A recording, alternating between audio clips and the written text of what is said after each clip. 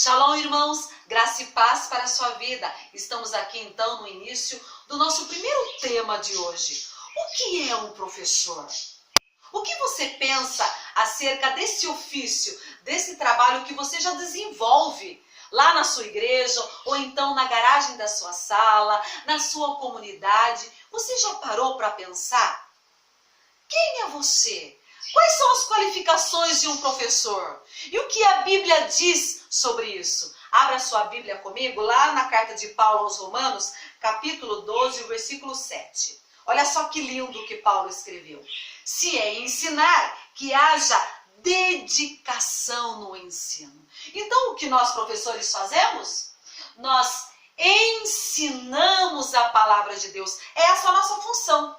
Ensinar, conduzir, levar a nossa criança a aprender algo ou alguma coisa. Só que nós não ensinamos qualquer coisa. Nós ensinamos para a vida eterna. Eu e você, quando estamos na sala de aula, preparados já para ensinar alguma coisa, nós vamos ensinar algo que é perfeito, algo que não volta vazio, mas algo que vai permanecer no coração da nossa criança. Mas todo professor, para ensinar, precisa aprender. Eu não vou ensinar alguma coisa que eu não sei. Eu quero ensinar alguma coisa que eu já conheço, que eu já me apropriei daquilo, que eu já vivenciei aquela experiência, que eu sei como falar daquele assunto. Então isso nos faz pensar que você, professor que está ensinando, você já foi aluna da Escola Bíblica Dominical?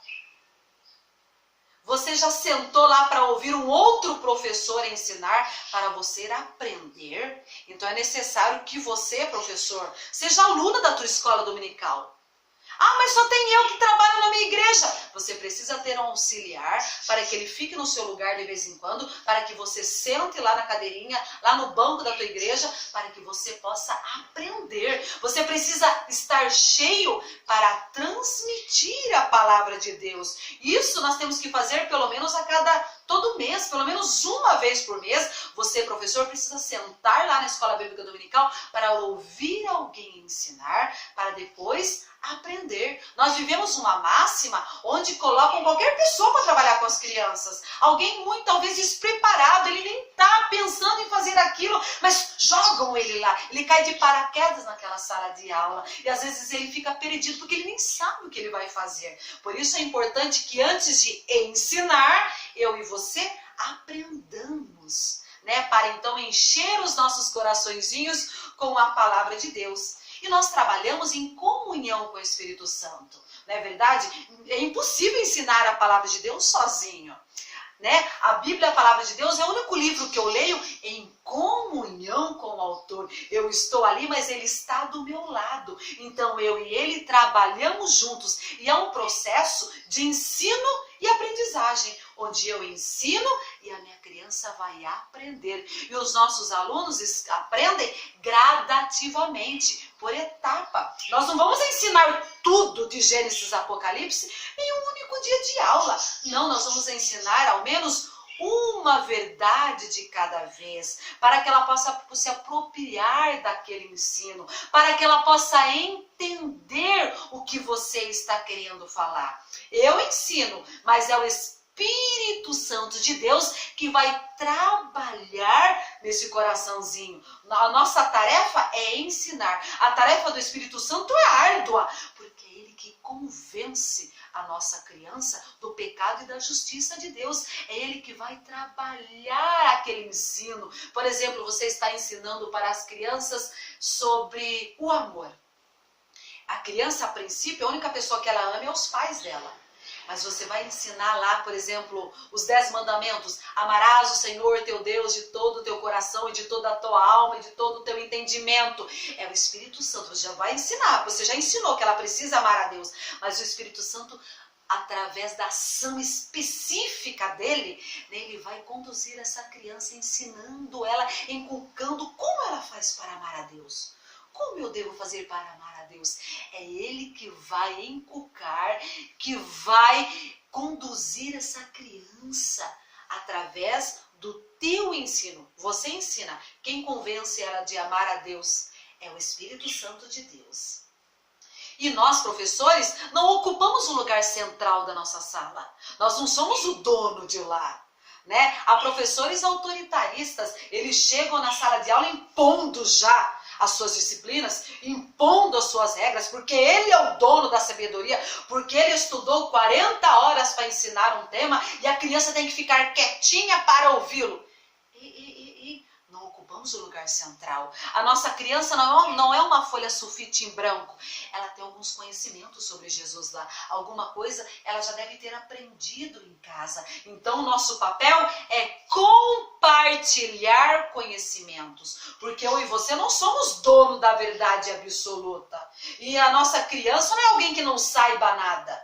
Não, nós vamos compartilhar ali através do Espírito Santo. Eu vou começar o meu ensino e a minha criança sabe alguma coisa, então ela vai falar o que sabe. Ela vai agregar o nosso conhecimento. Nós muitas vezes aprendemos mais com as nossas crianças do que ensinamos, não é verdade?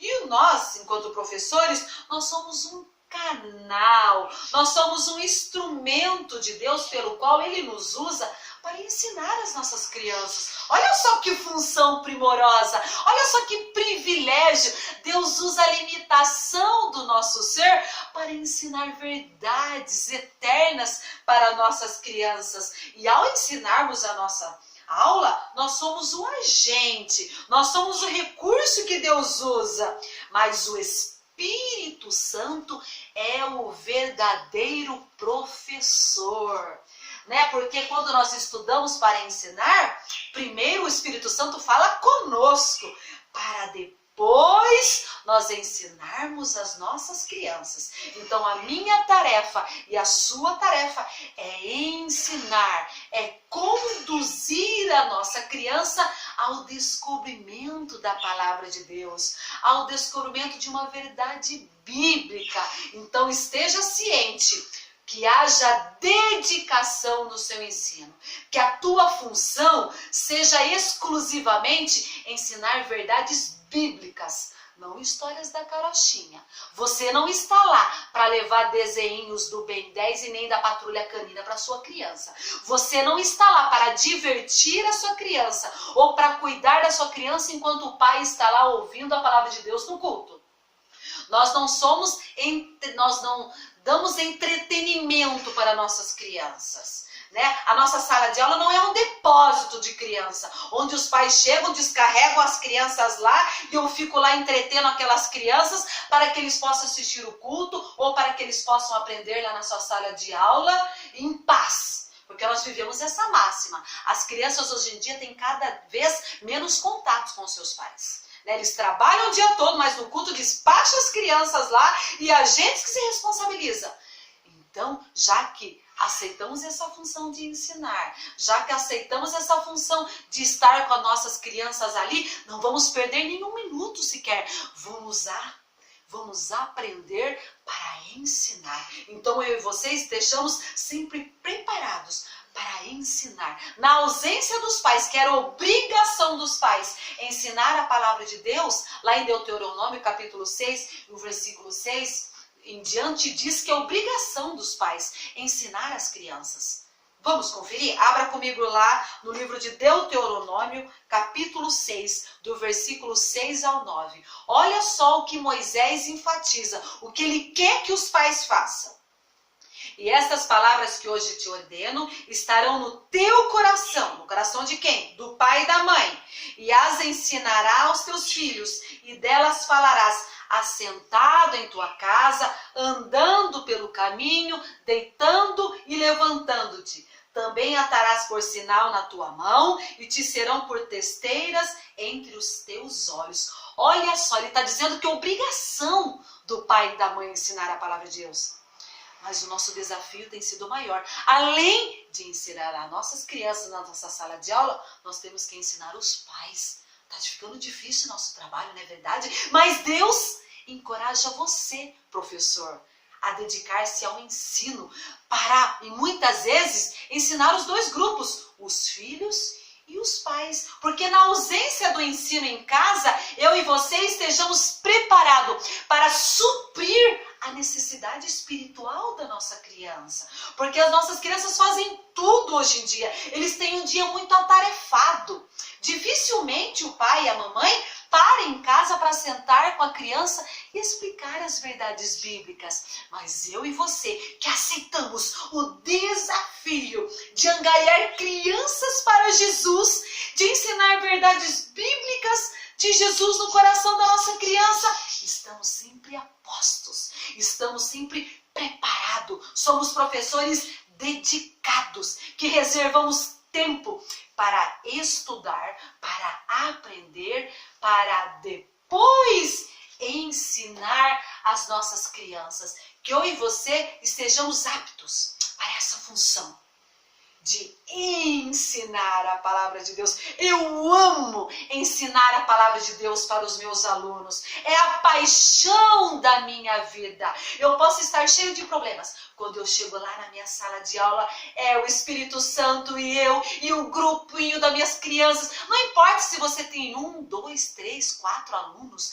Não importa. O importante é que você está preparado. Quantas vezes eu preparei aula para 20 crianças, chegou lá, só fui uma. Eu ensinei da mesma forma para aquela única criança. Não importa, às vezes nós nos preparamos, chega no domingo, está chovendo, não vai ninguém. Eu aproveito esse tempo para orar lá na minha sala de aula, para interceder pelos meus alunos, para continuar o meu estudo, porque eu amo ensinar a palavra de Deus. Que você seja encontrado assim, alguém que ama ensinar a palavra de Deus, alguém dedicado a ensinar algo tão precioso, porque essa é a tua função, ensinar para a vida toda. Agora então nós vamos para a nossa próxima etapa, né? Que vamos ver como nós somos importantes no reino de Deus, como o Senhor nos vê como um recurso